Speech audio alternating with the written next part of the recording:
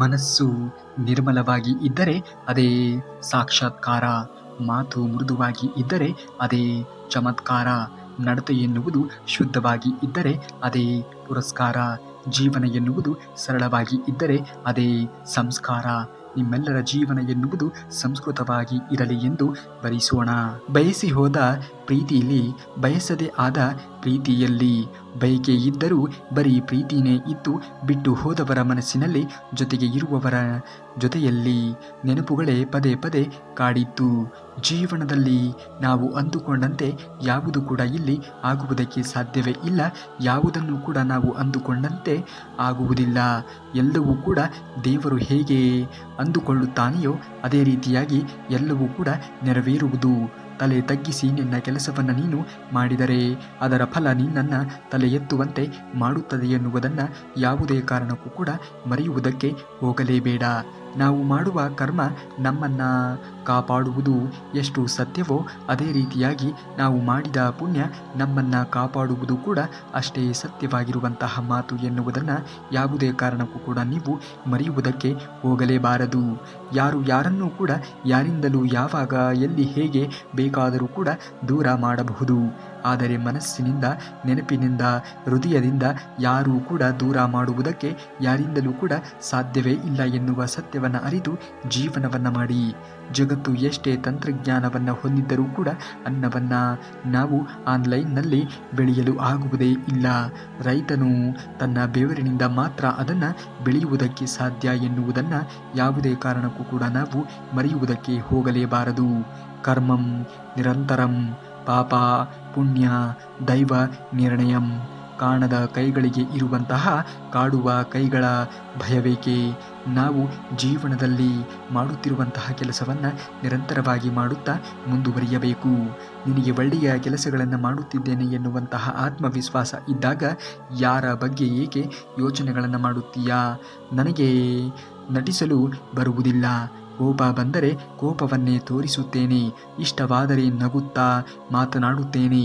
ಅಷ್ಟೇ ಹೊರತು ಗಂಟಲಲ್ಲಿ ವಿಷವನ್ನು ಇಟ್ಟುಕೊಂಡು ತುಟಿಗಳ ಮೇಲೆ ಸಿಹಿಯಾಗಿ ನಟಿಸಲು ನನಗೆ ಬರುವುದೇ ಇಲ್ಲ ಎಂದು ಹೇಳುತ್ತಾನೆ ಶ್ರೀಕೃಷ್ಣ ಪರಮಾತ್ಮ.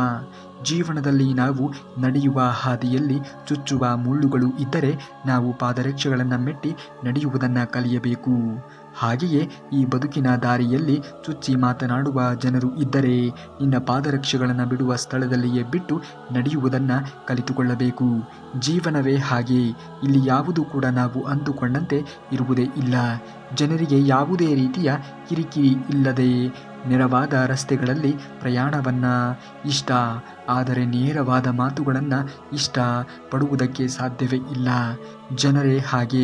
ಇಲ್ಲಿ ಯಾವುದು ಕೂಡ ಯಾರಿಗೂ ನಾವು ಅಂದುಕೊಂಡಂತೆ ಅಥವಾ ಇಷ್ಟವಾಗುತ್ತೇವೆ ಎಂದು ಎಂದಿಗೂ ಕೂಡ ಅಂದುಕೊಳ್ಳುವುದಕ್ಕೆ ಹೋಗಲೇಬಾರದು. ಜೀವನದಲ್ಲಿ ಅತಿಯಾಗಿ ಮೌನವಾಗಿ ಇರುವುದು ಒಳ್ಳೆಯದಲ್ಲ. ಸಮಯಕ್ಕೆ ಸರಿಯಾಗಿ ತಪ್ಪುಗಳನ್ನು ವಿರೋಧಿಸುವುದನ್ನು ಕೂಡ ಕಲಿಯಬೇಕಾಗುತ್ತದೆ. ಇಲ್ಲವೆಂದರೆ ನಾವು ಎಲ್ಲರ ಎದುರಿಗೆ ನಾವು ಮಂಕಾಗಬೇಕಾಗಿರುವಂತಹ ಪ್ರಸಂಗ ಉದ್ಭವ ಆಗಬಹುದು. ಪರಮಾತ್ಮನಲ್ಲಿ ಏನನ್ನಾದರೂ ಬೇಡುವುದಾದರೆ ಸುಮ್ಮನೆ ಪರಮಾತ್ಮನನ್ನೇ ಬೇಡು. ಪರಮಾತ್ಮ ನಿನ್ನವನಾದರೆ ಸರ್ವಸ್ವವೂ ಕೂಡ ನಿನ್ನದೇ ಆಗುತ್ತದೆ ಎನ್ನುವುದನ್ನು ನೀನು ಮರೆಯಲೇಬೇಡ. ಶಿವರಾತ್ರಿ ಎಂದು ಭಕ್ತಿಯಿಂದ ಯಾವುದೇ ಕಲ್ಮಶವಿಲ್ಲದೆ ಒಂದೇ ಒಂದು ಬಿಲ್ಪತ್ರೆಯನ್ನ ಅರ್ಪಿಸಿದರೂ ಕೂಡ ಅದು 3 ಜನ್ಮಗಳ ಪಾಪವನ್ನು ತೆಗೆಯುತ್ತದೆ ಎನ್ನುವಂತಹ ನಂಬಿಕೆಯಿದೆ. ಹಾಗಾಗಿ ಶಿವರಾತ್ರಿಯ ದಿನ ಈ ಒಂದು ಕೆಲಸವನ್ನು ಮಾಡಿ. ಪರಮಾತ್ಮನಲ್ಲಿ ಏನನ್ನಾದರೂ ಬೇಡುವುದೇ ಆದರೆ ಪರಮಾತ್ಮನನ್ನೇ ಬೇಡಿ.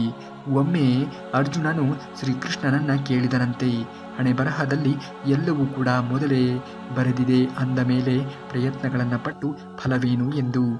ಆಗ ಶ್ರೀಕೃಷ್ಣ ಪರಮಾತ್ಮನು ಈ ರೀತಿಯಾಗಿ ಉತ್ತರವನ್ನು ಕೊಡುತ್ತಾನೆ. ಯಾರಿಗೆ ಗೊತ್ತು, ಪ್ರಯತ್ನ ಪಟ್ಟರೆ ಸಿಗುತ್ತದೆ ಎಂದು ಹಣೆ ಬರಹದಲ್ಲಿಯೇ ಬರೆದಿದ್ದರೆ ಅದಕ್ಕೆ ಹೇಳುವುದು ಪ್ರಯತ್ನ ಸರ್ವಸಿದ್ಧಿ ಸಾಧನಂ ಎಂದು. ಜೀವನದಲ್ಲಿ ಎಷ್ಟೇ ಕಷ್ಟಗಳು ಬಂದರೂ ಕೂಡ ನಾವೇ ಅನುಭವಿಸಬೇಕು. ಅವರಿದ್ದಾರೆ ಇವರಿದ್ದಾರೆ ಅಂತ ನಾವು ಅಂದುಕೊಳ್ಳುವುದು ಭ್ರಮೆ. ಎಲ್ಲರೂ ಇದ್ದಾರೆ ಹೆಸರಿಗೆ ಮಾತ್ರ ಎನ್ನುವುದನ್ನು ಯಾವುದೇ ಕಾರಣಕ್ಕೂ ಕೂಡ ನಾವು ಮರೆಯುವುದಕ್ಕೆ ಹೋಗಲೇಬಾರದು. ಜೀವನದಲ್ಲಿ ಎಷ್ಟೇ ಕಷ್ಟಗಳು ಬಂದರೂ ಕೂಡ ನಾವೇ ಅನುಭವಿಸಬೇಕು. ಅವರಿಗಾಗಿದ್ದರೆ ಇವರಿದ್ದಾರೆ ಅಂತ ಅಂದುಕೊಳ್ಳುವುದು ಭ್ರಮೆ. ಹಾಗಾಗಿ ಜೀವನದಲ್ಲಿ ಎಲ್ಲವನ್ನ ನಾವು ಅನುಭವಿಸುತ್ತಾ ಮುಂದೆ ಒರೆಯುವುದನ್ನು ಕಲಿತುಕೊಳ್ಳಬೇಕು. ಜೀವನದಲ್ಲಿ ಬೀಳುವುದು ಕೂಡ ಸಹಜ. ಮತ್ತೆ ಎದ್ದು ಮುಂದೆ ಸಾಗುವ ಧೈರ್ಯ ತೋರುವುದೇ ಗೆಲುವಿನ ದಾರಿ. ಸತತವಾಗಿರುವಂತಹ ಪ್ರಯತ್ನ ಮತ್ತು ಧೈರ್ಯದ ಮಾತ್ರ ನಿನ್ನನ್ನು ಗೆಲುವಿನ ಕಡೆಗೆ ಕರೆದುಕೊಂಡು ಹೋಗುವುದಕ್ಕೆ ಸಾಧ್ಯವಾದೀತು. ಮನುಷ್ಯ ತಪ್ಪು ಮಾಡಿದಾಗ ಆತನ ತಪ್ಪಿನ ಸರಿ ಮಾಡಲು ಪ್ರಯತ್ನಿಸಬೇಕೇ ಹೊರತು ವ್ಯಕ್ತಿಯೇ ತಪ್ಪು ಎಂದು ಆತನನ್ನು ನೋಯಿಸುವುದಕ್ಕೆ ಹೋಗಲೇಬಾರದು. ಯಾವುದಕ್ಕಾಗಿ ಚಿಂತೆ, ಯಾವುದಕ್ಕಾಗಿ ಭಯ, ಏನಾಗುತ್ತಿದೆ ಎಂದು ಕಾಲಹರಣವನ್ನು ಮಾಡಬೇಡ. ಮೇಲೊಬ್ಬ ಇರುವ ನಿನ್ನನ್ನು ಕಾಯಲು ನಿನ್ನ ಕೆಲಸವನ್ನು ನೀನು ಪೂರ್ಣ ಶ್ರದ್ಧೆಯಿಂದ ಮಾಡು. ಏನೇ ಆದರೂ ಕೂಡ ನಿನ್ನ ಒಳಿತಿಗಾಗಿಯೇ ಎನ್ನುವುದನ್ನು ಜೀವನದಲ್ಲಿ ಮರೆಯುವುದಕ್ಕೆ ಹೋಗಲೇಬೇಡ. ಜೀವನದಲ್ಲಿ ಯಶಸ್ಸು ಹೇಗಿರಬೇಕು ಅಂದರೆ ನಮ್ಮನ್ನು ತಿರಸ್ಕರಿಸಿ ಹೋದವರೆಲ್ಲರೂ ಕೂಡ ಮತ್ತೆ ನಮ್ಮನ್ನು ಹುಡುಕಿಕೊಂಡು ಬರುವಂತೆ ಇರಬೇಕು. ಆಗ ಮಾತ್ರ ಜೀವನದಲ್ಲಿ ಮುಂದೆ ಬರುವುದಕ್ಕೆ ನಾವು ಸಾಧ್ಯವಾದೀತು. ಬಲವಂತದಿಂದ ಬಂದಿದ್ದು ಯಾವಾಗಲೂ ಕೂಡ ಭಯದಿಂದಲೇ ಇರುತ್ತದೆ. ಭರವಸೆಯಿಂದ ಬಂದಿದ್ದು ಯಾವಾಗಲೂ ಕೂಡ ನಮ್ಮ ಜೀವನದ ಉದ್ದಕ್ಕೂ ಕೂಡ ನೆಮ್ಮದಿಯನ್ನು ತಂದು ಕೊಡುತ್ತದೆ ಎನ್ನುವುದನ್ನು ನಾವು ಯಾವುದೇ ಕಾರಣಕ್ಕೂ ಕೂಡ ಮರೆಯುವುದಕ್ಕೆ ಹೋಗಲೇಬಾರದು. ಶ್ರೀಮಂತಿಕೆ ಬಂದಾಗ ಸರಳವಾಗಿ ಇರಬೇಕು. ಅಧಿಕಾರ ಬಂದಾಗ ವಿನಮ್ರವಾಗಿ ಇರಬೇಕು. ಕೋಪ ಎನ್ನುವುದು ಬಂದಾಗ ಮೌನವಾಗಿ ಇರಬೇಕು. ಕಷ್ಟ ಎನ್ನುವುದು ಬಂದಾಗ ತಾಳ್ಮೆಯಿಂದ ವರ್ತನೆಯನ್ನು ಮಾಡುವುದನ್ನು ಕಲಿತುಕೊಳ್ಳಬೇಕು. ಸತ್ಯದ ಹಾದಿಯಲ್ಲಿ ಹೋಗು. ನೀನು ನಡೆಯುವಾಗ ಪಾತಾಳಕ್ಕೆ ಬಿದ್ದರೆ ನಿನ್ನನ್ನು ಮೇಲೆ ಎತ್ತುವುದಕ್ಕೆ ನಾನು ಖಂಡಿತವಾಗಿಯೂ ಕೂಡ ಬಂದೇ ಬರುತ್ತೇನೆ ಎಂದು ಹೇಳುತ್ತಾನೆ ಶ್ರೀಕೃಷ್ಣ ಪರಮಾತ್ಮ. ಚಿಕ್ಕ ವಿಚಾರಗಳಿಗೆ ಸಾಯುವ ನಿರ್ಧಾರ ಎಂದಿಗೂ ಕೂಡ ತೆಗೆದುಕೊಳ್ಳುವವರು ಒಮ್ಮೆ ದ್ರೌಪದಿಯ ಜೀವನವನ್ನು ಕೇಳಿ. ಅವಳ ಇಡೀ ಜೀವನವು ಅಪಮಾನ ಮತ್ತು ತ್ಯಾಗಗಳಿಂದ ಕೂಡಿದೆ ಎನ್ನುವುದನ್ನು ನೀವು ಮರೆಯಲೇಬೇಡಿ. ಜೀವನದಲ್ಲಿ ಅತಿಯಾಗಿ ಮೌನವಾಗಿ ಇರುವುದು ಒಳ್ಳೆಯದಲ್ಲ. ಸಮಯಕ್ಕೆ ಸರಿಯಾಗಿ ತಪ್ಪುಗಳನ್ನು ವಿರೋಧಿಸುವುದನ್ನು ಕೂಡ ಮನುಷ್ಯನಾದವನು ಕಲಿತುಕೊಳ್ಳಬೇಕು. ಬೇರೆಯವರು ನಿನ್ನನ್ನು ಎಷ್ಟು ನಂಬುತ್ತಾರೆ ಅನ್ನುವುದಕ್ಕಿಂತ ನಿನ್ನನ್ನು ನೀನು ಎಷ್ಟು ನಂಬುತ್ತೀಯಾ ಅನ್ನುವುದು ಮುಖ್ಯವಾಗುತ್ತದೆ ಎನ್ನುವುದನ್ನು ಮರೆಯಲೇಬೇಡಿ. ಸೋಲುಗಳ ಹೊಡೆತ, ಅವಮಾನಗಳ ಹೊಡೆತ, ತಿರಸ್ಕಾರಗಳ ಹೊಡೆತ, ಬಡತನದ ಹೊಡೆತ ಇದ್ದಾಗಲೇ ಮನುಷ್ಯನ ಬದುಕು ಎನ್ನುವುದು ಬದಲಾವಣೆ ಆಗುವುದಕ್ಕೆ ಸಾಧ್ಯವಾದೀತು. ನಮ್ಮ ಸಾಧನೆ ಹೇಗಿರಬೇಕು ಅಂದರೆ ನೀನು ಉದ್ಧಾರ ಆಗಲ್ಲ ಅಂದವರ ಮುಂದೆಯೇ ನಾವೇ ಉದಾಹರಣೆಯಾಗಿ ನಿಲ್ಲಬೇಕು. ಆ ರೀತಿಯಾಗಿ ನಿಮ್ಮ ಸಾಧನೆ ಎನ್ನುವುದು ಇರಬೇಕಾಗುತ್ತದೆ. ತಲೆ ತಗ್ಗಿಸಿ ನಿನ್ನ ಕೆಲಸವನ್ನು ನೀನು ಮಾಡಿದರೆ ಅದರ ಫಲ ನಿನ್ನನ್ನು ತಲೆ ಎತ್ತುವಂತೆ ಮಾಡುತ್ತದೆ ಎನ್ನುವುದನ್ನು ನೀನು ಮರೆಯಲೇಬೇಡ. ನಾವು ಇತರರಿಗೆ ಏನು ಕೊಡುತ್ತೇವೆಯೋ ಅದು ನಮಗೆ ಮರಳಿ ಸಿಗುತ್ತದೆ. ಅದು ಗೌರವವೇ ಆಗಲಿ ಅಥವಾ ದ್ರೋಹವೇ ಆಗಲಿ. ಹಾಗಾಗಿ ಯಾರಿಗೂ ಕೂಡ ನೀನು ದ್ರೋಹವನ್ನು ಬಗೆಯುವುದಕ್ಕೆ ಹೋಗಲೇಬೇಡ. ಮಿತಿ ಇಲ್ಲದೆ ಮೆರೆದವರನ್ನು ಗತಿ ಇಲ್ಲದ ಹಾಗೆ ಮಾಡುವುದೇ ಕರ್ಮ. ಹಾಗಾಗಿ ಯಾವುದೇ ಕಾರಣಕ್ಕೂ ಕೂಡ ಸಮಯ ಒಂದೇ ರೀತಿಯಾಗಿ ಇರುತ್ತದೆ ಎನ್ನುವುದನ್ನು ಹೇಳುವುದಕ್ಕೆ ಅಸಾಧ್ಯ ನೋಡಿ. ಎಲ್ಲಿ ಹೆಣ್ಣು ಗೌರವಿಸಲ್ಪಡುತ್ತಾಳೆಯೋ ಅಲ್ಲಿ ದೇವತೆಗಳು ನೆಲೆಸಿರುತ್ತಾರೆ. ಎಲ್ಲಿ ಅವಳಿಗೆ ಕಣ್ಣೀರು ಬರುತ್ತಾ ಇರುತ್ತದೆಯೋ ಅಲ್ಲಿ ಮಾಡಿದ ಹೋಮ ಹವನಗಳೆಲ್ಲವೂ ಕೂಡ ನಿಷ್ಪ್ರಯೋಜಕವಾಗುತ್ತದೆ ಎನ್ನುವುದನ್ನು ಎಂದಿಗೂ ಕೂಡ ಮರೆಯಲೇಬೇಡಿ. ಎಲ್ಲಿ ಹೆಣ್ಣು ಗೌರವದಿಂದ ಇರುತ್ತಾಳೆಯೋ ಆ ಮನೆ ಖಂಡಿತವಾಗಿಯೂ ಕೂಡ ಬೆಳವಣಿಗೆಯನ್ನು ಹೊಂದುತ್ತದೆ ಎನ್ನುವುದನ್ನು ಯಾವುದೇ ಕಾರಣಕ್ಕೂ ಕೂಡ ನೀವು ಮರೆಯಲೇಬೇಡಿ. ಭಕ್ತಿ ಹಾಗೂ ಭರವಸೆ ಎಷ್ಟರ ಮಟ್ಟಿಗೆ ಇರಬೇಕೆಂದರೆ ಸಂಕಟ ನಮಗೆ ಬಂದರೆ ಚಿಂತೆ ಭಗವಂತ ಮಾಡಬೇಕು. ಆ ರೀತಿಯಾಗಿರುವಂತಹ ಭಕ್ತಿ ನಿಮ್ಮಲ್ಲಿ ಅಡಕವಾಗಿರಬೇಕು. ಭಕ್ತಿ ಹಾಗೂ ಭರವಸೆ ಎಷ್ಟರ ಮಟ್ಟಿಗೆ ಇರಬೇಕು ಎನ್ನುವುದನ್ನು ನೀವೇ ಯೋಚನೆಗಳನ್ನು ಮಾಡಿಕೊಳ್ಳಬೇಕು. ಕೆಲವೊಮ್ಮೆ ನೀವು ಒಬ್ಬಂಟಿಯಾಗಿ ಕುಳಿತು ಈ ಪ್ರಶ್ನೆಗಳನ್ನು ನಿನ್ನಲ್ಲಿ ನೀವು ಕೇಳಿಕೊಳ್ಳಿ. ನಾನು ಇಲ್ಲದೆ ಇದ್ದರೆ ಯಾರಿಗೆ ಹೆಚ್ಚು ಪರಿಣಾಮ ಬೀರುತ್ತದೆ ಎಂದು. ಮುಖ್ಯ ಯಾರಿಗೆ ಇರುತ್ತದೆಯೋ ಅವರಿಗಾಗಿ ಮಾತ್ರ ಬದುಕಿ. ಉಳಿದವರನ್ನು ಬಿಟ್ಟು ಬಿಡಿ. ಅವರ ಹಣೆ ಬರಹ ಅವರು ನೋಡಿಕೊಳ್ಳುತ್ತಾರೆ. ಹಾಗಾಗಿ ಜೀವನದಲ್ಲಿ ಯಾರನ್ನೂ ಕೂಡ ನೀವು ನಂಬಿ ಜೀವನವನ್ನು ನಿರ್ವಹಿಸುವುದಕ್ಕೆ ಹೋಗಲೇಬೇಡಿ. ಏಕೆಂದರೆ ಪ್ರಸ್ತುತವಾಗಿರುವಂತಹ ಸಮಯದಲ್ಲಿ ಯಾರು ಯಾವಾಗ ಹೇಗೆ ಬದಲಾವಣೆಯನ್ನು ಆಗುತ್ತಾರೆ ಎನ್ನುವುದನ್ನು ಹೇಳುವುದಕ್ಕೆ ಸಾಧ್ಯವೇ ಇಲ್ಲ ನೋಡಿ. ಹೊಡೆತದ ನೋವಿನ ಸಹಿಸಿಕೊಳ್ಳುವ ಸಹನೆಯನ್ನು ನೀಡಿರುವಂತಹ ಭಗವಂತನು ಸಮಯ ಬಂದಾಗ ತಿರುಗಿಸಿ ಒಡೆಯುವಂತಹ ತಾಕತ್ತನ್ನು ಕೂಡ ನೀಡಿರುತ್ತಾನೆ ಎನ್ನುವುದನ್ನು ನಾವು ಯಾವುದೇ ಕಾರಣಕ್ಕೂ ಕೂಡ ನಾವು ಮರೆಯುವುದಕ್ಕೆ ಹೋಗಲೇಬಾರದು. ಕರ್ಣ ಹೇಳಿದ್ದು, ನಾವು ಏನನ್ನೂ ಕೂಡ ಕಳೆದುಕೊಂಡಿರುತ್ತೇವೆಯೋ ಅದಕ್ಕಿಂತ ಶ್ರೇಷ್ಠವಾದದ್ದನ್ನೇ ಪಡೆಯುತ್ತೇವೆ. ಕಾಯುವ ತಾಳ್ಮೆ ನಮ್ಮಲ್ಲಿ ಇರಬೇಕಾಗುತ್ತದೆ ಅಷ್ಟೇ. ಹೊಡೆತದ ನೋವನ್ನು ನೀನು ತಡೆದುಕೊಳ್ಳುವುದನ್ನು ಕಲಿತುಕೊಳ್ಳಬೇಕು. ಆಗ ಒಂದು ಕಾಲ ಬರುತ್ತದೆ, ನೀನು ಯಾರಲ್ಲಿ ನೀನು ಪ್ರಾರ್ಥನೆಯನ್ನು ಸಲ್ಲಿಸಿ ಇರುತ್ತೀಯೋ ಆ ದೇವರು ಖಂಡಿತವಾಗಿಯೂ ಕೂಡ ನಿನ್ನನ್ನು ಬಿಡುವುದಕ್ಕೆ ಸಾಧ್ಯವೇ ಇಲ್ಲ. ನಡೆಯುವ ಹಾದಿಯಲ್ಲಿ ಚುಚ್ಚುವ ಮುಳ್ಳುಗಳು ಇದ್ದರೆ ಪಾದರಕ್ಷೆಗಳನ್ನು ಮೆಟ್ಟಿ ನಡೆ. ಬದುಕುವ ದಾರಿಯಲ್ಲಿ ಚುಚ್ಚಿ ಮಾತನಾಡುವ ಜನರು ಇದ್ದರೆ ಜನರಿಗೆ ನೀನು ಎಲ್ಲಿ ಇಡಬೇಕೋ ಅಂದರೆ ನಿನ್ನ ಪಾದರಕ್ಷೆಗಳನ್ನು ಬಿಡುವಂತಹ ಸ್ಥಳದಲ್ಲಿಯೇ ಅಂಥವರನ್ನು ಬಿಟ್ಟು ನಡೆಯುವುದನ್ನು ನೀನು ಕಲಿತುಕೊಳ್ಳಬೇಕು. ಹೊಡೆತದ ನೋವನ್ನು ಸಹಿಸಿಕೋ. ಯಾರೇ ಏನೇ ಅಂದರೂ ಕೂಡ ಸದ್ಯ ಸಹಿಸಿಕೊಳ್ಳುವುದು ಮಾತ್ರ ನಿನ್ನ ಕೆಲಸವಾಗಬೇಕು. ದುಷ್ಟರು ನಿಮ್ಮ ಕಣ್ಣೀರನ್ನು ನೋಡಿ ನಗುತ್ತಾ ಇದ್ದಾರೆಯೇ?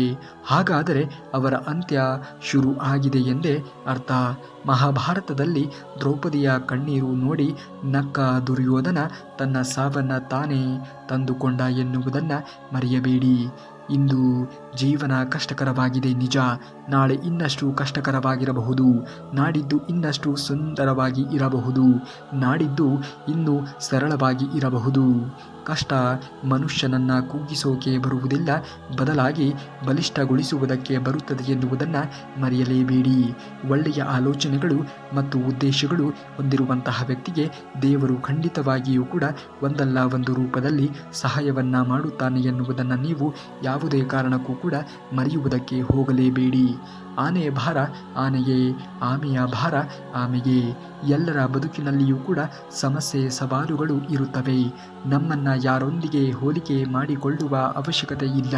ಸಕಾರಾತ್ಮಕವಾಗಿ ಮನೋಭಾವವನ್ನು ಬೆಳೆಸಿಕೊಂಡರೆ ಚಿಂತೆಯನ್ನು ಮಾಡಬೇಕಾಗಿರುವಂತಹ ಪ್ರಸಂಗವೇ ನಿಮ್ಮ ಜೀವನದಲ್ಲಿ ಉದ್ಭವ ಆಗುವುದಿಲ್ಲ. ಯಾವುದು ನಿನ್ನ ಭಾಗ್ಯದಲ್ಲಿ ಇರುತ್ತದೆಯೋ ಅದು ನಿನಗೆ ಸಿಕ್ಕೇ ಸಿಗುತ್ತದೆ. ಅದು ನಿನಗೆ ಸಿಕ್ಕೇ ಸಿಗುತ್ತದೆ ಎನ್ನುವುದನ್ನು ಮರೆಯಬೇಡ. ಯಾವುದು ನಿನ್ನದಲ್ಲವೋ ಅದು ನೀನು ಎಷ್ಟೇ ಪ್ರಯತ್ನಗಳನ್ನು ಪಟ್ಟರೂ ಕೂಡ ಅದು ಸಿಗುವುದಕ್ಕೆ ಸಾಧ್ಯವೇ ಇಲ್ಲ. ಹಾಗಾಗಿ ಸಿಗದೇ ಇರುವುದರ ಬಗ್ಗೆ ಯೋಚನೆಗಳನ್ನು ಮಾಡುವುದಕ್ಕೆ ಹೋಗಬೇಡ. ಸಿಕ್ಕಿರುವುದರ ಬಗ್ಗೆ ಯೋಚನೆಗಳನ್ನು ಮಾಡು. ಒಳ್ಳೆಯ ಆಲೋಚನೆಗಳು ಮತ್ತು ಉದ್ದೇಶಗಳು ಹೊಂದಿರುವಂತಹ ವ್ಯಕ್ತಿಗೆ ದೇವರು ಖಂಡಿತವಾಗಿಯೂ ಕೂಡ ಒಂದಲ್ಲ ಒಂದು ರೂಪದಲ್ಲಿ ಸಹಾಯವನ್ನು ಮಾಡೇ ಮಾಡುತ್ತಾನೆ ಎನ್ನುವುದನ್ನು ಮರೆಯಬೇಡಿ. ಬೇರೆಯವರು ನಿನ್ನನ್ನು ಎಷ್ಟು ನಂಬುತ್ತಾರೆಯೇ ಎನ್ನುವುದಕ್ಕಿಂತ ನಿನ್ನನ್ನು ನೀನು ಎಷ್ಟು ನಂಬುತ್ತೀಯ ಅನ್ನುವುದು ಮುಖ್ಯವಾಗಿ ಇರುತ್ತದೆ ಎನ್ನುವುದನ್ನು ಮರೆಯಬೇಡ. ಜೀವನದಲ್ಲಿ ನಾವು ಅಂದುಕೊಂಡಂತೆ ಯಾವುದು ಕೂಡ ಇರುವುದೇ ಇಲ್ಲ. ಸಾವೇ ಇಲ್ಲದ ನರಕ. ಸಾವು ಬಂದರೆ ಮನುಷ್ಯನ ಕಷ್ಟ ಕಳೆಯುತ್ತದೆ. ಆದರೆ ಸಾವೇ ಬಾರದೆ ಇದ್ದರೆ ಹಣೆಯ ಮೇಲಿನ ಮಣೆಯನ್ನು ಕಳೆದುಕೊಂಡು ರಕ್ತ ಸುರಿಯುವ ಗಾಯದೊಂದಿಗೆ ನಾವು ಸುಮಾರು ವರ್ಷಗಳಿಂದಲೂ ಕೂಡ ಒಂಟಿಯಾಗಿ ನರಳಾಡಬೇಕಾಗುತ್ತದೆ. ಜೀವನ ಎನ್ನುವುದೇ ಹಾಗೆ. ಯಾರು ಯಾವ ರೀತಿಯಾಗಿ ಅಪೇಕ್ಷೆ ಪಡುತ್ತಾರೆಯೋ ಆ ರೀತಿಯಾಗಿರುವಂತಹ ಜೀವನ ಅವರಿಗೆ ಸಿಗುವುದಕ್ಕೆ ಸಾಧ್ಯವೇ ಇಲ್ಲ. ಆದರೆ ಸಿಗುತ್ತದೆ ಎನ್ನುವಂತಹ ಭರವಸೆ ಹುಟ್ಟುವುದು ನಾವು ಅವಲಂಬಿಸಿರುವಂತಹ ಕೆಲಸ ಕಾರ್ಯಗಳು ನಿರಂತರವಾಗಿ ಇದ್ದಾಗ ಮಾತ್ರ. ಸೋಲುಗಳ ಹೊಡೆತ, ಅವಮಾನಗಳ ಹೊಡೆತ, ತಿರಸ್ಕಾರಗಳ ಹೊಡೆತ, ಬಡತನದ ಒಂದು ಹೊಡೆತ ಇದ್ದಾಗಲೇ ಮನುಷ್ಯನು ಬದುಕುವುದಕ್ಕೆ ಸಾಧ್ಯವಾದೀತು ಎನ್ನುವುದನ್ನು ಯಾವುದೇ ಕಾರಣಕ್ಕೂ ಕೂಡ ನೀವು ಮರೆಯುವುದಕ್ಕೆ ಹೋಗಲೇಬೇಡಿ. ನಿನ್ನ ಸಮಯ ಚೆನ್ನಾಗಿ ಇದ್ದಾಗ ಎಲ್ಲರೂ ನಿನಗೆ ಬೆಲೆಯನ್ನು ಕೊಡುತ್ತಾರೆ. ಆದರೆ ನಿನ್ನ ಸಮಯ ಕೆಟ್ಟದ್ದು ಇದ್ದಾಗ ಸ್ವಂತ ಮನೆಯವರೇ ನಿನಗೆ ಬೆಲೆಯನ್ನು ಕೊಡುವುದಕ್ಕೆ ಸಾಧ್ಯವೇ ಇಲ್ಲ. ಜೀವನದಲ್ಲಿ ಬೀಳುವುದು ಸಹಜ. ಆದರೆ ಮತ್ತೆ ಎದ್ದು ನಿಂತು ಮುಂದೆ ಸಾಗುವ ಧೈರ್ಯ ತೋರುವುದೇ ಗೆಲುವಿನ ದಾರಿ ಅನ್ನುವುದನ್ನು ಮರೆಯಬೇಡ. ಇಂದು ಇರುವ ಸಮಯದಲ್ಲಿ ನಿನ್ನ ಕನಸುಗಳಿಗೋಸ್ಕರ ನೀನು ಶ್ರಮಪಟ್ಟರೆ ಜೀವನದಲ್ಲಿ ಖಂಡಿತವಾಗಿಯೂ ಕೂಡ ಮುಂದೆ ಬಂದೇ ಬರುತ್ತೀಯ. ಇಲ್ಲಿ ನಿನ್ನ ತಪ್ಪುಗಳನ್ನು ಮಾತ್ರ ಲೆಕ್ಕ ಹಾಕುತ್ತಾರೆ. ಚಿಂತಿಸುವುದಕ್ಕೆ ಹೋಗಬೇಡ. ಮೇಲೆ ನಾನು ನಿನ್ನ ಒಳ್ಳೆಯತನವನ್ನು ಮಾತ್ರ ಲೆಕ್ಕ ಹಾಕುತ್ತೇನೆ ಎನ್ನುವುದನ್ನು ಮರೆಯುವುದಕ್ಕೆ ಹೋಗಲೇಬೇಡ. ಯಾವುದೇ ಸಂಬಂಧವು ಒಬ್ಬರ ಸ್ವಂತ ಆಯ್ಕೆಯಂತೆ ರೂಪುಗೊಳ್ಳುವುದೇ ಇಲ್ಲ. ಏಕೆಂದರೆ ಯಾವುದಾದರೂ ಯಾವಾಗ ಮತ್ತು ಯಾರನ್ನೂ ಕೂಡ ಭೇಟಿ ಆಗಬೇಕು ಎಂದು ದೇವರು ಮಾತ್ರ ನಿರ್ಧರಿಸುತ್ತಾನೆ ಎನ್ನುವುದನ್ನು ಮರೆಯಲೇಬೇಡ. ಇತಿಹಾಸ ಎನ್ನುವುದು ಹೇಳುತ್ತದೆ, ನಿನ್ನ ಸಂತೋಷವಿತ್ತು ಎಂದು ವಿಜ್ಞಾನ ಹೇಳುತ್ತದೆ, ನಾಳೆ ಸಂತೋಷ ಇರುತ್ತದೆ ಎಂದು. ಆದರೆ ಧರ್ಮ ಎನ್ನುವುದು ಹೇಳುತ್ತದೆ, ಮನಸ್ಸು ಶಾಂತವಾಗಿ ಇದ್ದರೆ ಮತ್ತು ಹೃದಯ ಒಳ್ಳೆಯದಾಗಿ ಇದ್ದರೆ ಪ್ರತಿದಿನ ಎನ್ನುವುದು ಸಂತೋಷಕರವಾಗಿಯೇ ಇರುತ್ತದೆ ಎನ್ನುವುದನ್ನು ಮರೆಯಲೇಬೇಡಿ. ಮಿತಿ ಇಲ್ಲದೆ ಇರುವಂತಹ ಮೆರೆದವರನ್ನ ಗತಿ ಇಲ್ಲದೆ ಹಾಗೆ ಮಾಡುತ್ತದೆ ಕರ್ಮ ಎನ್ನುವುದು. ಜೀವನದಲ್ಲಿ ನಮ್ಮ ಮೇಲೆ ನಮಗೆ ನಂಬಿಕೆ ಎನ್ನುವುದು ಇರಬೇಕು. ಆದರೆ ಅತಿಯಾದ ಗರ್ವ ಎನ್ನುವುದು ಯಾವುದೇ ಕಾರಣಕ್ಕೂ ಕೂಡ ನಮಗೆ ಇರಲೇಬಾರದು. ವರ್ತಮಾನದಲ್ಲಿ ಏನಾಗುತ್ತಿದೆಯೋ ಅದೆಲ್ಲವೂ ಕೂಡ ಉತ್ತಮವಾಗಿಯೇ ನಡೆಯುತ್ತದೆ. ಮುಂದೆ ಏನಾಗುವುದು ಅದೆಲ್ಲವೂ ಕೂಡ ಚೆನ್ನಾಗಿಯೇ ಇರುತ್ತದೆ. ಭವಿಷ್ಯದ ಬಗ್ಗೆ ಚಿಂತನೆಯನ್ನು ಮಾಡುವುದಕ್ಕೆ ಹೋಗಬೇಡ. ವರ್ತಮಾನದಲ್ಲಿ ಜೀವಿಸುವುದನ್ನು ಕಲಿತುಕೋ. ಆಗ ಎಲ್ಲವೂ ಕೂಡ ಒಳ್ಳೆಯದಾಗಿಯೇ ಆಗುತ್ತದೆ. ಸಂಸ್ಕಾರ ಹಾಗೂ ವಿದ್ಯೆಯಿಂದಲೇ ವ್ಯಕ್ತಿತ್ವ ನಿರ್ಧಾರವಾಗುವುದು. ಯಾವ ತಂದೆ ತಾಯಿಗಳು ತಮ್ಮ ಮಕ್ಕಳ ಭವಿಷ್ಯವನ್ನು ಹೇಗೆ ಸೃಷ್ಟಿಸುತ್ತಾರೆ ಹಾಗೆಯೇ ಆಗುತ್ತದೆ. ಆದರೆ ಹೆಚ್ಚಿನ ತಂದೆ ತಾಯಿಗಳು ತಮ್ಮ ಮಕ್ಕಳ ಭವಿಷ್ಯವನ್ನು ಸುರಕ್ಷಿತ ವಹಿಸುವಲ್ಲಿ ಹಾಗೂ ಕಾಳಜಿಯಲ್ಲಿ ತಮ್ಮ ಮಕ್ಕಳನ್ನು ತಮ್ಮ ಮಕ್ಕಳ ವ್ಯಕ್ತಿತ್ವವನ್ನು ನಿರ್ಮಾಣ ಮಾಡುವುದನ್ನು ಮರೆತೇ ಬಿಡುತ್ತಾರೆ. ಇದು ವಿಪರ್ಯಾಸವಾದರೂ ಕೂಡ ಸತ್ಯವಾಗಿರುವಂತಹ ಮಾತು. ಕೇವಲ ದೇವರನ್ನು ಪೂಜಿಸುವುದರಿಂದ ಪುಣ್ಯ ಎನ್ನುವುದು ಬರುವುದಿಲ್ಲ. ಉತ್ತಮವಾಗಿರುವಂತಹ ಬುದ್ಧಿ, ಯೋಚನೆ, ಉತ್ತಮವಾಗಿರುವಂತಹ ಕೆಲಸ, ಮಾತುಗಾರಿಕೆಯಿಂದ ವರ್ತನೆ ಎನ್ನುವುದು ನಿಮ್ಮ ಜೀವನದಲ್ಲಿ ಅದು ರೂಪಿತವಾಗುವುದು. ನಿಮಗೆ ಪುಣ್ಯ ಎನ್ನುವುದು ಸಿಗುವುದಕ್ಕೆ ಸಾಧ್ಯವಾಗಿರುವುದು. ಜೀವನದಲ್ಲಿ ಬೀಳುವುದು ಸಹಜ, ಆದರೆ ಮತ್ತೆ ಎದ್ದು ಮುಂದೆ ಸಾಗುವ ಧೈರ್ಯ ತೋರುವುದೇ ಗೆಲುವಿನ ಸತತವಾಗಿರುವಂತಹ ಪ್ರಯತ್ನ ಮತ್ತು ಧೈರ್ಯದಿಂದ ಮಾತ್ರ ಗೆಲುವು ನಿಮ್ಮದಾಗುವುದಕ್ಕೆ ಸಾಧ್ಯವಾಗುವುದು. ಎಂದಿಗೂ ಕೂಡ ಸಫಲತೆಯ ಬಗ್ಗೆ ಯೋಚನೆಗಳನ್ನು ಮಾಡುವುದಕ್ಕೆ ಹೋಗಬೇಡ. ಎಲ್ಲಿ ಸಂಘರ್ಷ ಇರುವುದು ಅಲ್ಲಿ ವಿಜಯದ ಬಯಕೆ ಇರುವುದು. ಆದರೆ ಜೀವನವಾಗಲಿ ಅಥವಾ ಯುದ್ಧವಾಗಲಿ ಸಫಲತೆಯು ಕೇವಲ 3 ಶಸ್ತ್ರಗಳಿಂದ ದೊರೆಯುತ್ತದೆ: ಧರ್ಮ, ತಾಳ್ಮೆ ಮತ್ತು ಧೈರ್ಯ. ಇವು 3 ಸೂತ್ರಗಳನ್ನು ನೀವು ಜೀವನದಲ್ಲಿ ಅಳವಡಿಸಿಕೊಳ್ಳುವುದನ್ನು ಕಲಿತುಕೊಳ್ಳಿ. ಆಗ ಆಗುವುದೆಲ್ಲ ಒಳ್ಳೆಯದೇ ಆಗುತ್ತದೆ ಎನ್ನುವುದನ್ನು ಮರೆಯಲೇಬೇಡಿ. ನೀವೇನಾದರೂ ಶ್ರೀಕೃಷ್ಣ ಪರಮಾತ್ಮನ ಭಕ್ತರೇ ಆಗಿದ್ದರೆ ತಪ್ಪದೆ ಈ ವಿಡಿಯೋಗೆ ಒಂದು ಲೈಕನ್ನು ಮಾಡಿ ಎಂದು ಹೇಳುತ್ತಾ, ನಾಳೆಯ ಶ್ರೀಕೃಷ್ಣ ಪರಮಾತ್ಮನ ವಚನಾಮೃತದೊಂದಿಗೆ ಮತ್ತೆ ನಿಮ್ಮ ಮುಂದೆ ಬರುವವರೆಗೂ ಧನ್ಯವಾದ. ಕರುನಾಡಿಗೆ.